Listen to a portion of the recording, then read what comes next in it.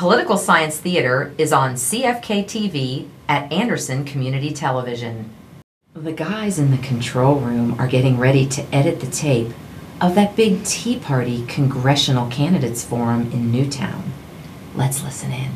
And congratulate you all on finding a parking space. We didn't intend to turn this into a challenge, the parking challenge. I didn't know about the basketball game, but hey, it's nice to see the kids out, and it's nice to see the adults out, and we're glad that you're here. My name is Burr Robinson. I am with the Cincinnati East Tea Party, and I drew the short straw, and I am pleased to be the host tonight. At least. How do you think they're going to start the evening? How about the Pledge of Allegiance? Republicans are always very patriotic. We have a flag over here. You're right. Bet they say under God, too.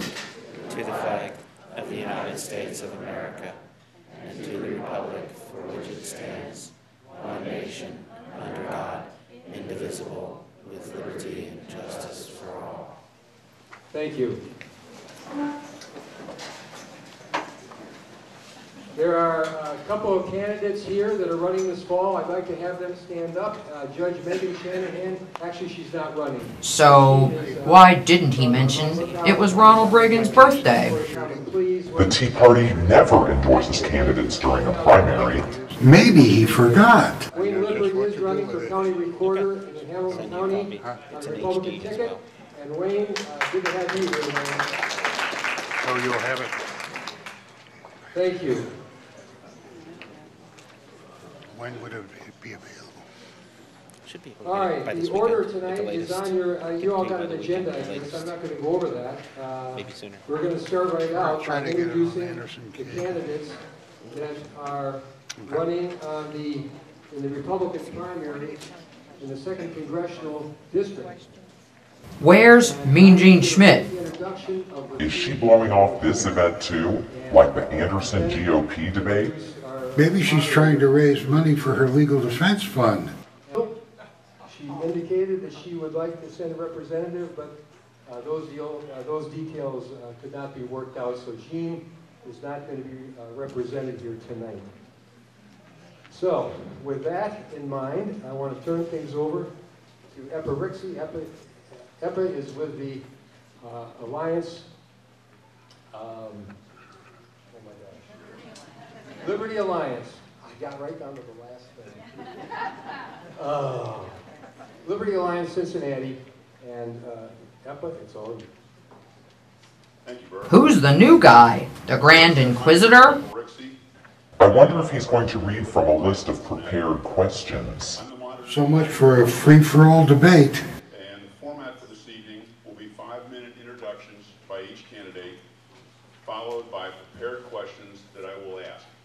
Each candidate. When do those other 3 guys get to introduce themselves? They'll each get 5 minutes to tell their life stories. Maybe we ought to fast forward to where somebody actually answers a question.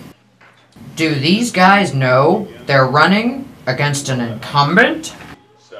Do you think he'll ask them to be specific? Do you think anybody will ask where Mean Gene is?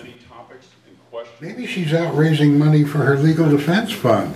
United States Congressional District 40, or number 2, Republican Candidates Forum. They'll introduce themselves in alphabetical order. So again, Tony Brooks gets to go first. So Tony, you have 5 minutes. This week I get to, my family gets to celebrate a milestone. My mother and father are celebrating their 60th wedding anniversary.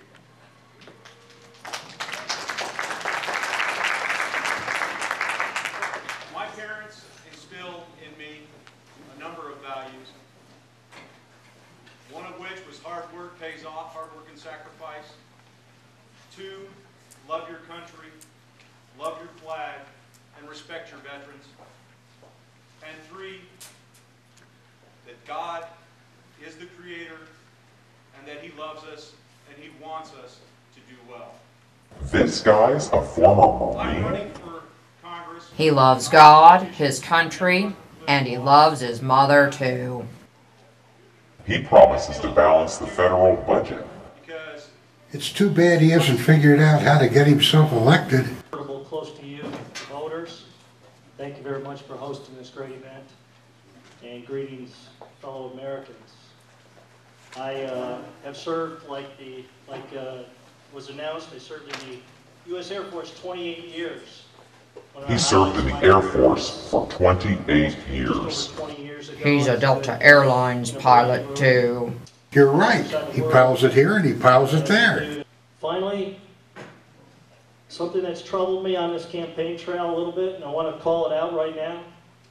And I'm going to address this with Brad later, but I'm looking at some people here in the audience that actually work for Brad Wenstrup. And I'm going to take off my gloves tonight and fight because there's something that troubles me on this campaign trail. I take it a little bit as a compliment because he views me as a threat, and his people view me as a threat.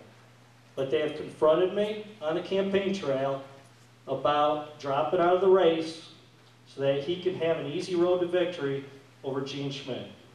I served over 28 years, Brad, in the military, and your people who work for you have come up to me and confronted me personally and raised their voice at me and argue with me to drop out of the race. So if Fred's running against Mean Gene, why is he spending all his time attacking I have a Brad? law degree.